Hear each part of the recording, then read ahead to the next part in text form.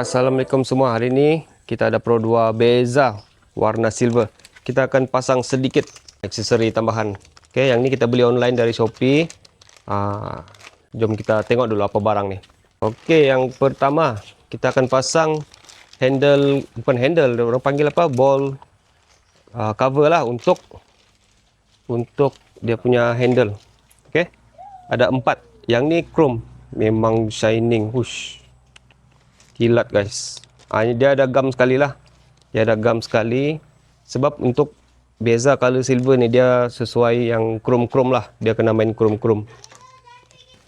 Okey, kemudian kita ada ni. Ini, coba keluarkan. Tengok dulu. Okey, ini ialah lining. Ini yang saya buka tu.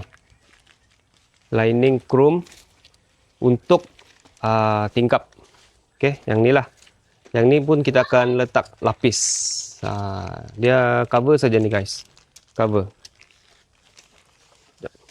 Dia cover saja macam ni lah. Okey, cover saja. Pun kita pilih yang warna chrome. Sebab kita mau kasih matching dengan body color silver. Right. Jadi kita pasang lah. Pasang pun tidak susah. Kita tengok dulu hasil dia nanti macam mana. Okey, ni dia punya gam memang sudah disediakan. Buka saja guys. Buka saja ni. Okey, kita pasang lah. Pasang dia senang saja. Dia punya handle ni kena tarik sedikit. Nampaknya dia melekat. Okey, handle kena tarik. Baru boleh apa nama? Okey. Nampak nice. Handle sudah chrome. Tambah lagi dia punya door ball ni chrome, memang matching guys. Memang nice.